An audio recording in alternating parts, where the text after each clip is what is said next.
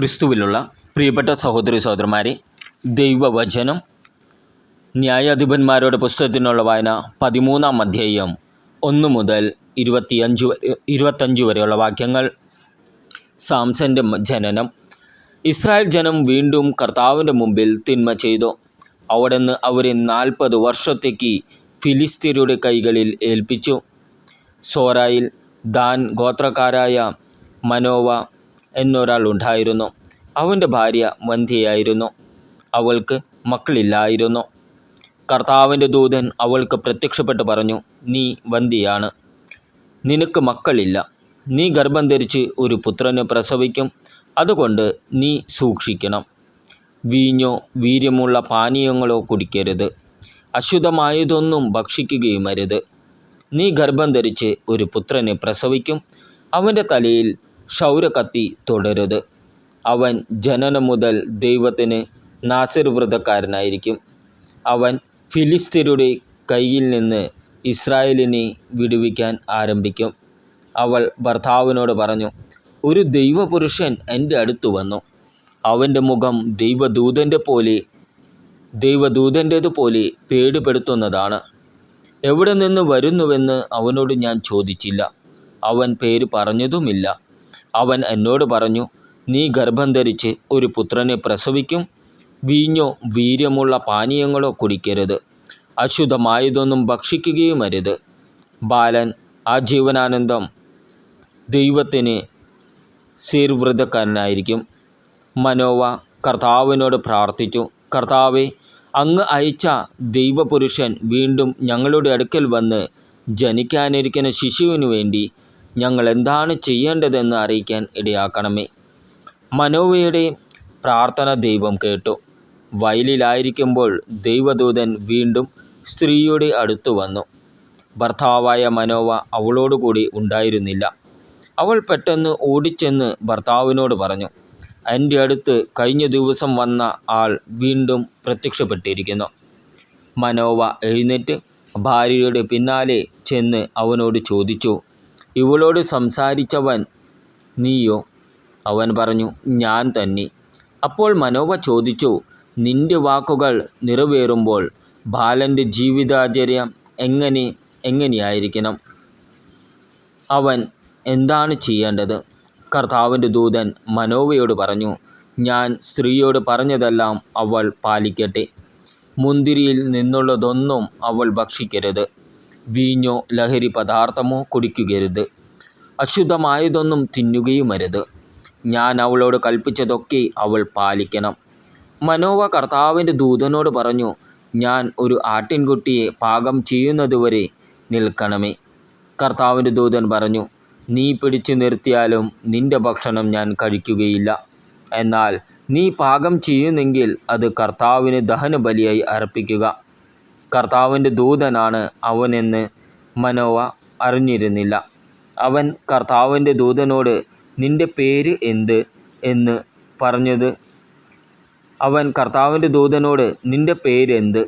എന്ന് പറഞ്ഞത് സംഭവിക്കുമ്പോൾ ഞങ്ങൾ നിന്നെ ബഹുമാനിക്കണമല്ലോ എന്ന് പറഞ്ഞു. ദൂതൻ അവനോട് ചോദിച്ചു, എൻ്റെ പേര് അത്ഭുതകരമായിരിക്കെ നീ അത് ചോദിക്കുന്നതെന്തിന്? അപ്പോൾ മനോവ ആട്ടിൻകുട്ടിയെ കൊണ്ടുവന്ന് ധാന്യബലിയോടുകൂടി അത്ഭുതം പ്രവർത്തിക്കുന്നവനായ കർത്താവിന് പാറപ്പുറത്തു വച്ച് അർപ്പിച്ചു. ബലിപീഠത്തിൽ നിന്ന് അഗ്നിജ്വാല ആകാശത്തിലേക്ക് ഉയർന്നു.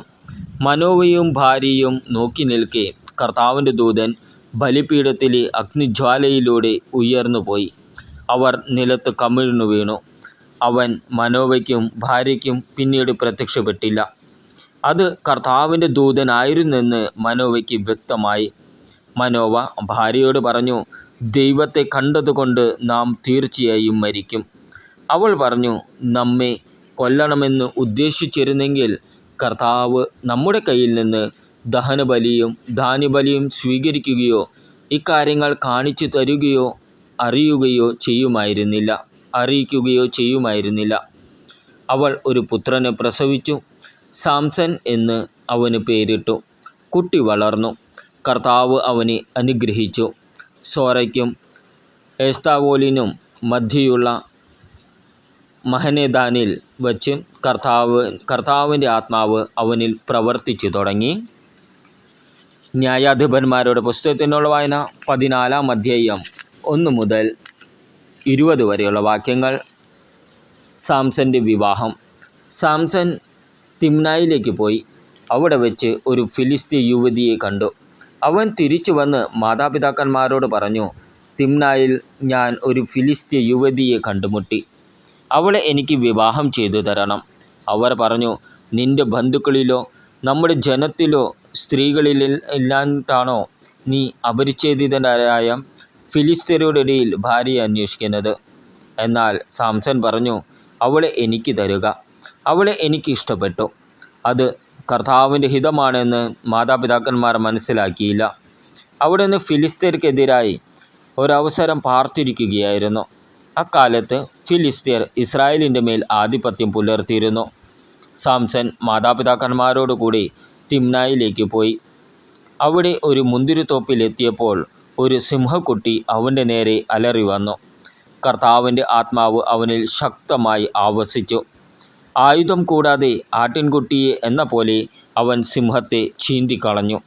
എന്നാൽ മാതാപിതാക്കന്മാരെ അക്കാര്യം അറിയിച്ചില്ല. സാംസൺ ആ സ്ത്രീയോട് സംസാരിച്ചു. അവന് അവളെ വളരെ ഇഷ്ടപ്പെട്ടു. കുറച്ചുനാൾ കഴിഞ്ഞ് അവളെ കൂട്ടിക്കൊണ്ടു പോകാൻ അവൻ വന്നു. വഴിമധ്യേ ആ സിംഹത്തിൻ്റെ ഉടൽ കാണാൻ അവൻ തിരിഞ്ഞു. അതാ സിംഹത്തിൻ്റെ ശരീരത്തിൽ ഒരു തേൻകൂട്. അവൻ അത് അടർത്തിയെടുത്ത് ഭക്ഷിച്ചുകൊണ്ട് മാതാപിതാക്കളുടെ അടുത്തെത്തി. അവർക്കും കൊടുത്തു. അവരും ഭക്ഷിച്ചു.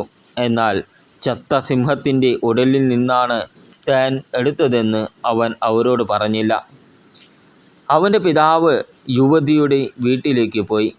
സാംസൺ അവിടെ ഒരു വിരുന്ന് നടത്തി. യുവാക്കന്മാർ അങ്ങനെ ചെയ്യുക പതിവായിരുന്നു. അവനെ കണ്ടപ്പോൾ അവിടത്തുകാർ 30 പേരെ അവന് തോഴരായി കൊടുത്തു. സാംസൺ അവരോട് പറഞ്ഞു, ഞാൻ നിങ്ങളോട് ഒരു കടംകഥ പറയാം. വിരുന്നിൻ്റെ 7 ദിവസത്തിനകം ഉത്തരം പറഞ്ഞാൽ ഓരോ ചണവസ്ത്രവും വിശേഷവസ്ത്രവും തരാം. ഉത്തരം പറയാൻ സാധിക്കാതെ വന്നാൽ നിങ്ങൾ 30 ചണവസ്ത്രവും അത്രയും വിശേഷ വസ്ത്രങ്ങളും എനിക്ക് തരണം. അവർ പറഞ്ഞു, നിന്റെ കടംകഥ കേൾക്കട്ടെ. അവൻ പറഞ്ഞു, ഭോക്താവിൽ നിന്ന് ഭോജനവും മല്ലനിൽ നിന്ന് മാധുര്യവും പുറപ്പെട്ടു. 3 ദിവസമായിട്ടും കടംകഥയുടെ പൊരുൾ അവർക്ക് കിട്ടിയില്ല. 4-ാം ദിവസം അവർ സാംസൻ്റെ ഭാര്യയോട് പറഞ്ഞു, നിന്റെ ഭർത്താവിന് വശീകരിച്ച് കടംകഥയുടെ പൊരുളറിഞ്ഞ് ഞങ്ങളോട് പറയുക. അല്ലെങ്കിൽ ഞങ്ങൾ നിന്നെ കുടുംബത്തോടെ ചുട്ടെരിക്കും. ദരിദ്രരാക്കാനാണോ നിങ്ങൾ ഞങ്ങളെ ക്ഷണിച്ചു വരുത്തിയത്? സാംസൻ്റെ ഭാര്യ അവൻ്റെ മുമ്പിൽ കരഞ്ഞുകൊണ്ട് പറഞ്ഞു, നിനക്കെന്നോട് വെറുപ്പാണ്, എന്നെ സ്നേഹിക്കുന്നില്ല. എൻ്റെ ആളുകളോട് നീ ഒരു കടംകഥ പറഞ്ഞിരിക്കുന്നു. എന്നാൽ അത് എന്തെന്ന് എന്നോട് പറഞ്ഞില്ല. അവൻ പറഞ്ഞു, എൻ്റെ മാതാപിതാക്കന്മാരോട് പോലും ഞാനത് പറഞ്ഞിട്ടില്ല. പിന്നെ അത് നിന്നോട് പറയുമോ? വിരുന്ന് അവസാനിക്കുന്ന 7-ാം ദിവസം വരെ അവൾ കേണു ചോദിച്ചു. അവളുടെ നിർബന്ധം മൂലം അവൻ അവൾക്ക് അത് വെളിപ്പെടുത്തി. അവൾ അത് തൻ്റെ ആളുകളോട് പറഞ്ഞു. 7-ാം ദിവസം സൂര്യാസ്തമയത്തിനു മുമ്പ് പട്ടണവാസികൾ വന്ന് അവനോട് പറഞ്ഞു, തേനിനേക്കാൾ മാധുര്യമുള്ളത് എന്ത്? സിംഹത്തേക്കാൾ കരുത്തുള്ളത് ആര്? അപ്പോൾ അവൻ പറഞ്ഞു, എൻ്റെ പശുക്കിടാവിനെ കൊണ്ട് ഉഴുതില്ലായിരുന്നെങ്കിൽ കടംകഥയുടെ സാരം നിങ്ങൾക്ക് മനസ്സിലാകുകയില്ലായിരുന്നു. കർത്താവിൻ്റെ ആത്മാവ് അവൻ്റെ മേൽ ശക്തിയോടെ വന്നു. അഷ്കലോണിൽ ചെന്ന് പട്ടണത്തിലെ 30 പേരെ കൊന്ന് കൊള്ളയടിച്ച് കടംകഥയുടെ സാരം പറഞ്ഞവർക്ക് വിശേഷവസ്ത്രങ്ങൾ കൊടുത്തു. കോപാക്രാന്തരായി അവൻ തൻ്റെ പിതാവിൻ്റെ ഭവനത്തിലേക്ക് പോയി. സാംസൻ്റെ ഭാര്യ അവൻ്റെ മണവാളത്തോഴൻ്റെ ഭാര്യയായി. ന്യായാധിപന്മാരുടെ പുസ്തകത്തിനുള്ള വായന 15-ാം അധ്യായം 1 മുതൽ 20 വരെയുള്ള വാക്യങ്ങൾ. ഫിലിസ്ത്യരെ തോൽപ്പിക്കുന്നു. കുറേ നാൾ കഴിഞ്ഞ് സാംസൺ ഗോതമ്പ് വിളവെടുപ്പ് കാലത്ത് ഒരു ആട്ടിൻകുട്ടിയുമായി ഭാര്യയെ സന്ദർശിക്കാൻ ചെന്നു. അവൻ പറഞ്ഞു, ഞാൻ എൻ്റെ ഭാര്യയുടെ ശയനമുറിയിൽ പ്രവേശിക്കട്ടെ. പക്ഷെ പിതാവ് അത് അനുവദിച്ചില്ല. അവളുടെ പിതാവ് പറഞ്ഞു, നീ അവളെ അതിയായി വെറുക്കുന്നുവെന്ന് വിചാരിച്ച് ഞാൻ അവളെ നിന്റെ കൂട്ടുകാരന് കൊടുത്തു. അവളുടെ ഇളയ സഹോദരി അവളേക്കാൾ സുന്ദരിയല്ലേ, അവളെ സ്വീകരിച്ചാലും. സാംസൺ പറഞ്ഞു, ഇപ്രാവശ്യവും ഫിലിസ്ത്യരോട് ഞാൻ എന്തെങ്കിലും അതിക്രമം പ്രവർത്തിച്ചാൽ അത് എൻ്റെ കുറ്റമായിരിക്കില്ല. സാംസൺ പോയി 300 കുറുനരികളെ പിടിച്ചു.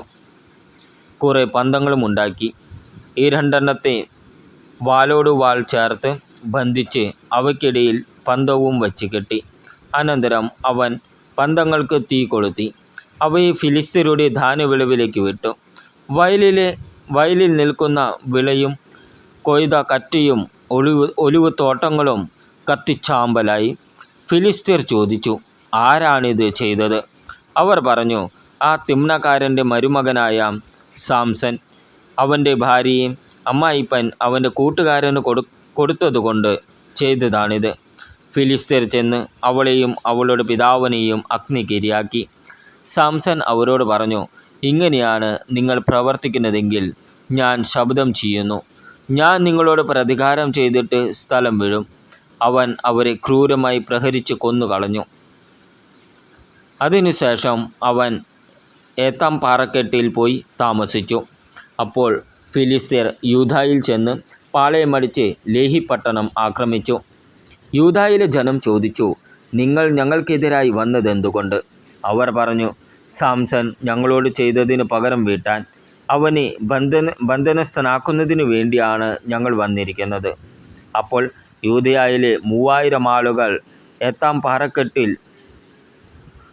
പാറയടുക്കിൽ ചെന്ന് സാംസനോട് ചോദിച്ചു, ഫിലിസ്ത്യരാണ് ഞങ്ങളുടെ ഭരണാധികാരികൾ എന്ന് നിനക്കറിഞ്ഞുകൂടി, പിന്നെ നീ ഇപ്പോൾ ഞങ്ങളോട് ചെയ്തതെന്ത്? അവൻ പറഞ്ഞു, അവർ എന്നോട് ചെയ്തതുപോലെ ഞാൻ അവരോടും ചെയ്തു. അവർ പ്രതിവചിച്ചു, നിന്നെ ബന്ധിച്ച് ഫിലിസ്ത്യരുടെ കയ്യിൽ ഏൽപ്പിക്കാൻ വന്നിരിക്കുകയാണ് ഞങ്ങൾ. സാംസൺ പറഞ്ഞു, നിങ്ങൾ എൻ്റെ മേൽ ചാടി വീഴുകയില്ലെന്ന് സത്യം ചെയ്യുക. അവർ പറഞ്ഞു, ഇല്ല, ഞങ്ങൾ നിന്നെ ബന്ധിച്ച് ഫിലിസ്ത്യരുടെ കയ്യിൽ ഏൽപ്പിക്കുകയുള്ളൂ, കൊല്ലുകയില്ല.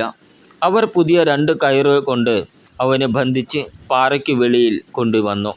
അവൻ ലേഹിയിലെത്തിയപ്പോൾ ഫിലിസ്ത്യർ ആർപ്പ് വിളികളോടെ അവനെ കാണാനെത്തി. കർത്താവിൻ്റെ ആത്മാവ് ശക്തിയോടെ അവൻ്റെ മേൽ വന്നു. അവനെ ബന്ധിച്ചിരുന്ന കയർ കരിഞ്ഞ ചണനൂൽ പോലെയായി തീർന്നു. കെട്ടുകൾ അറ്റുവീണു. ആയിടെ ചത്ത ഒരു കഴുതയുടെ താടിയെല്ലു കിടക്കുന്നത് അവൻ കണ്ടു. അതെടുത്ത് അവൻ 1000 പേരെ അതുകൊണ്ട് കൊന്നു. എന്നിട്ട് അവൻ ഘോഷിച്ചു, കഴുതയുടെ താടിയെല്ലുകൊണ്ട് ഞാൻ അവരെ കൂനക്കൂട്ടി. കഴുതയുടെ താടിയെല്ലുകൊണ്ട് 1000 പേരെ ഞാൻ കൊന്നു. ഇത് പറഞ്ഞിട്ട് അവൻ എല്ല് എറിഞ്ഞു കളഞ്ഞു. ആ സ്ഥലത്തിന് റാമാത്ത് ലേഹി എന്ന് പേര് ലഭിച്ചു. അവന് വലിയ ദാഹമുണ്ടായി. അവൻ കർത്താവിനെ വിളിച്ചപേക്ഷിച്ചു. അവിടുത്തെ ദാസൻ്റെ കരങ്ങളാൽ ഈ വലിയ വിജയം അവിടുന്ന് നേടിത്തന്നിരിക്കുന്നു. അപ്പോൾ ഞാൻ ദാഹം കൊണ്ട് മരിച്ച് അപരിച്ഛേദിതരുടെ കൈകളിൽ വീഴണമോ? ദൈവം ലേഹിയിലുള്ള പൊള്ളയായ ഒരു സ്ഥലം തുറന്നു. അതിൽ നിന്ന് ജലം പുറപ്പെട്ടു. അവൻ വെള്ളം കുടിച്ച് ഊർജ്ജസ്വലനായി. അതുകൊണ്ട് അതിന് എൻഹക്കോർ എന്ന് പേര് കിട്ടി. അത് ഇന്നും അവിടെയുണ്ട്. ഫിലിസ്ത്യരുടെ കാലത്ത് 20 വർഷം സാംസൺ ഇസ്രായേലിൽ ന്യായാധിപനായിരുന്നു. നമ്മുടെ കർത്താവായ ഈശോ മിശിഹായ്ക്ക് സ്തുതി.